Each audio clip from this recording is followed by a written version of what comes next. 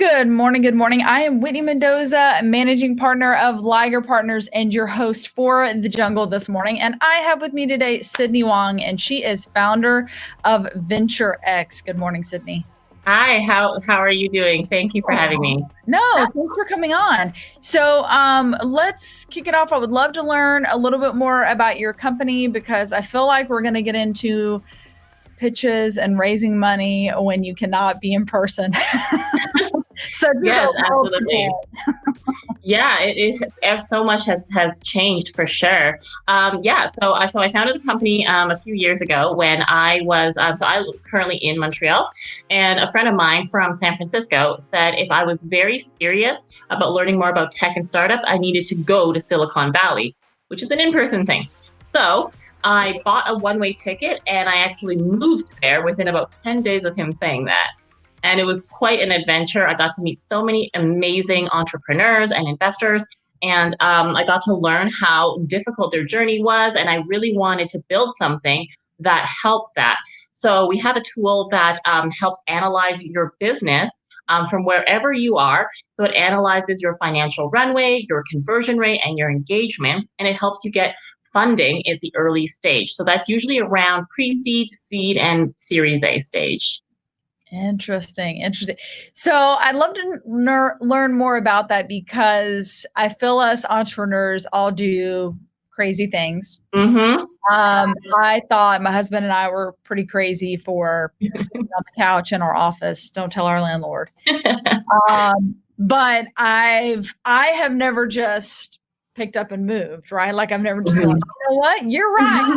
Let me buy a ticket and move out. So tell us a little bit about that initially and when you first arrived to Silicon Valley, then how did you know what to do, right? So someone was like, hey, you ought to go to Silicon Valley. And you were like, awesome, I'm there. But then what else did that journey look like, right? Because you could have just dropped in Silicon Valley and you've got like, which way am I going to go? I'm kind of in the middle of the center of entrepreneurship and startups here. So tell us about that. Yeah, so it was so interesting. I was about 26 or so at the time. And it was so interesting because it was like a whole new world of something that you only saw on TV. And being from Canada, that happens a lot when we go to the US. We're like, oh, this is like a real thing. And so we got to meet, I got to meet a lot of really great entrepreneurs just through very simple everyday things, downloading apps, taking Ubers, following my friend around when she was walking dogs on WAG, just so I would learn about what each of these things are. It was like a world of opportunity in a very different way, where the person in front of you, whether they be at the airport, at baggage check, could be somebody who's building the next amazing thing that you don't even know about. And whatever you ask them, they will answer you. And they're so friendly that way. I remember being so confused, even just taking the BART, which is their subway, and the machines are so old and they only take coins, and it only takes coins. So I didn't have enough American coins. I had to look like a homeless person just asking people for these coins. So I had bills to change, but they wouldn't bother counting any of my bills. So they would just give me coins until I had enough for each ticket. And I'm like, I can't believe people do this every day. I don't know how much everything costs in coins, and then have to carry a money bag with a dollar sign on it all the time. And so these were very interesting things that I understood, where people were able to identify problems and solve them vigorously. That is the part of, your passion outweighs that risk element. You know what I mean? You're vigorously and zealously trying to solve these problems that are right in front of you. You're asking for different resources. You're learning about new things all the time. And that is a huge part of why entrepreneurship is so different than just any kind of other life that you can choose, or any kind of path that you can choose. So when it comes to a lot of, I talk about this with my angel fund partners a lot. What happens if they really need funding? They're not good at it. They have no idea how to do it because it's their first time. Always go back to the why. Why are you solving this problem? Why is this such an important problem? Who is it affecting, And so all of these layers of the onion gets peeled in the same way as both investors as well as entrepreneurs. And seeing these things live and happening in front of you when I was in Silicon Valley was just incredible. Wow. So did you have VenturX before you came to Silicon Valley or after? After, yeah. So I actually did have a job when I was there. I was working remotely for a Canadian investment firm, and I was doing their technology and marketing and everything. And then I was actually applying for, this is funny, I was applying for other apps when I was there. So then I can do them and then maybe also earn extra money on the side. But I wanted to really like learn about what other people were doing all the time. There was this one called TaskRabbit that I applied for and then never got a chance to do because I was like, oh, this is going to be great way to meet lots of new people. They didn't even like have the opportunity to look at my application or anything because they were so over flooded at the time. Wow. And I was like, I have an MBA and I can't be a task rabbiter. Like, this is bad. I felt so left out. But then also like other job opportunities and things like that also came into play. But also it was an election year at the time that I was there. So it was not really the best time to constantly just ask for visas. I did not get the visa. If I did, I probably would still be there now, either at a marketing automation firm or at Tesla. So those were the two where I actually didn't pass the visa final test. And then I had to come back to Canada, and that's when I built VenturX. I built it here. Wow. So what inspired VenturX, right? After you came, saw, and conquered, what did you see that was really missing that when you went back, you knew you had to build VenturX? So I talk about this a lot with my fellow investors and partners, where, this is the kind of industry that looks for innovation on a daily basis, and yet the industry in itself has not been innovated for generations. Why are we still, not using meritocracy as the top level of your highest metric, your most important thing? And so I always wanted to have, these great deserving entrepreneurs really upfront and center, but because they were doing so well in their business so quickly, and maybe they're not great at funding, maybe they're not great at, networking and going through these pitches or all these things, but they're running really good businesses and they deserve to have these kinds of opportunities in front of them, right? And so that's the way that I believe we're going to find that next amazing company, or would be through their metrics, through their KPIs, through how their business is really doing, as opposed to who they graduated with, or what fraternity they were part of, or whatever the case is. So, so having these kinds of outdated practices that are still in our industry, in the financial industry today, I found to just be mind-boggling, and that frustrated me for a lot of personal and professional reasons to no end. And having that problem you deeply want to solve is always what's going to motivate you to do more and more and more. And that's also why, even during the quarantine, we created our angel fund as a part of VenturX Capital, and sitting on seats to be panel judges for a bunch of different international startup pitches, because we wanted to make sure that we're representing what is out there. Awesome. And with that, because I think, I've sat in pitches before, and to me, being in the audience, it always feels, and I enjoy talking. Like, I'm comfortable talking. I'm comfortable doing the podcast.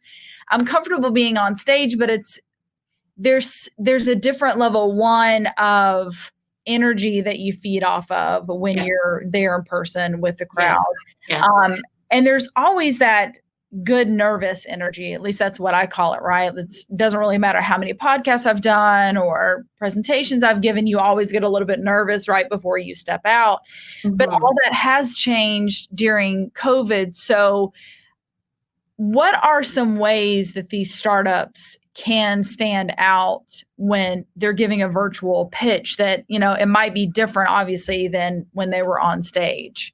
Yeah, absolutely. You cannot practice the same way. You have to practice exactly how you're going to present, right? If you're going to be on stage, you have to stand on a stage and practice in any which way possible. If you're going to be in front of the camera, you have to practice it like that, because it has to be timed. It has to be, rehearsed. It has to be all of these things, because you only have a very set amount of time. And trust me, it is so much easier to cut you off when you are online doing the pitch than it is when you were on stage, because you have that thing called communication medium, right? The host or the MC would feel so awkward cutting you off, but it's way easier to cut you off during the digital pitches. So that's from our experience as judges. We're like, oh, okay, they're done. That was fast. But it's also just much. It is so. The realms are very different. So A, practice exactly how you're going to present, and then B, make sure that you are testing everything beforehand. So there were pitches that we were at. I think it was so long. It was they asked for an hour of judging, and it was 3 hours. The event was 3 times as long.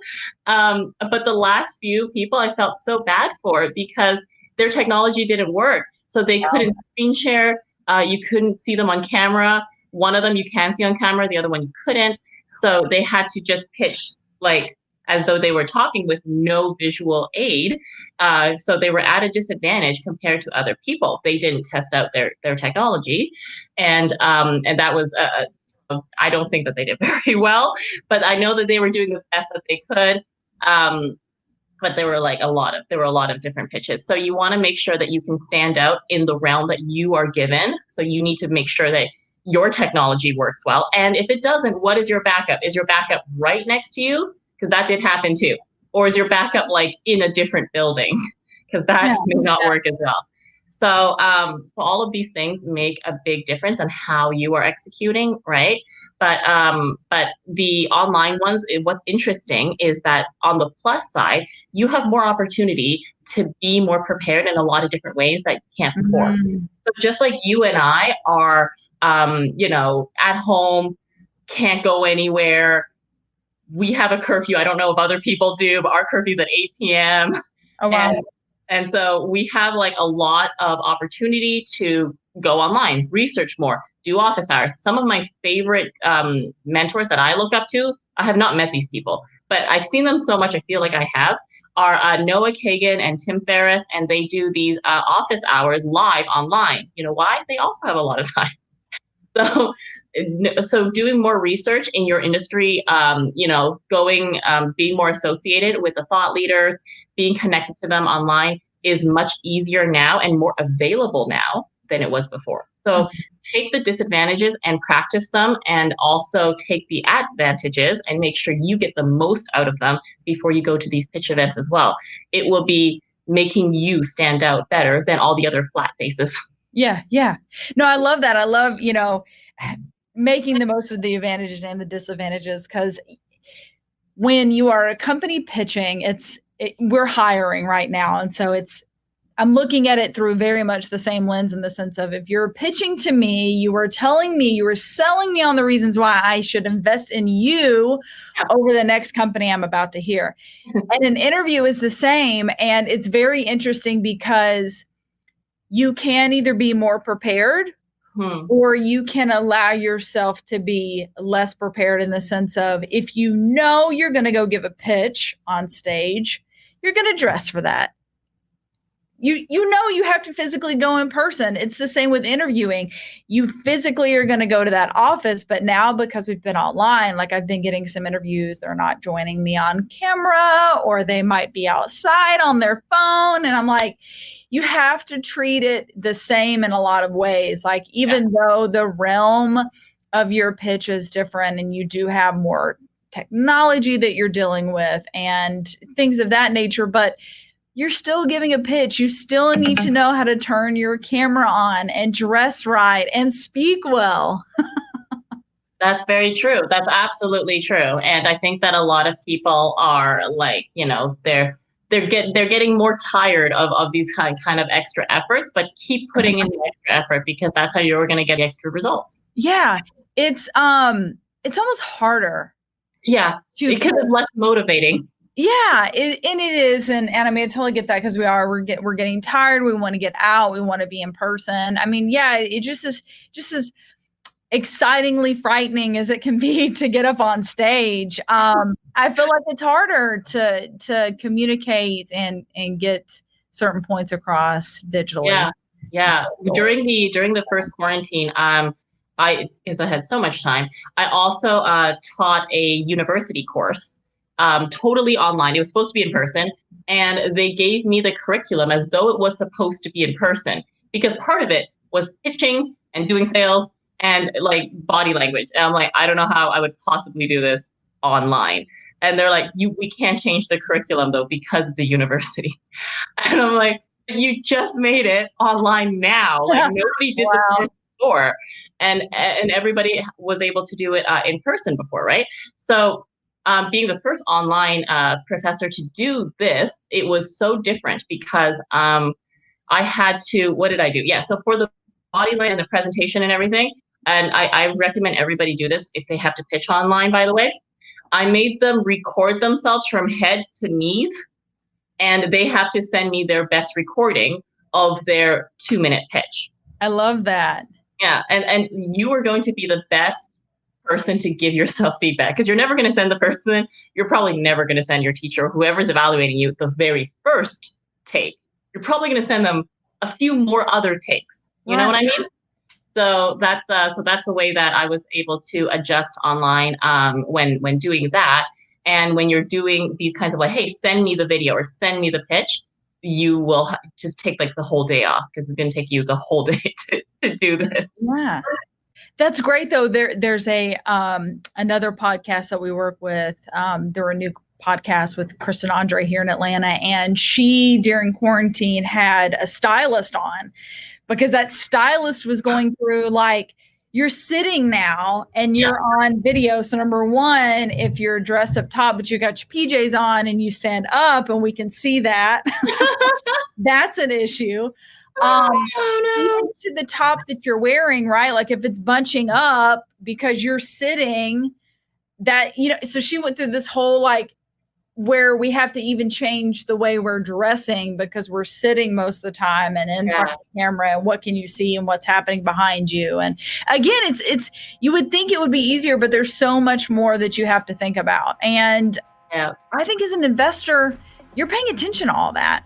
Yes, absolutely. Yeah. Every part is much more, let's say, laser focused, because it's a smaller window to focus on. Yeah. Yeah. Oh, that's like you're magnified, if anything. Yeah. Yeah. That's so good.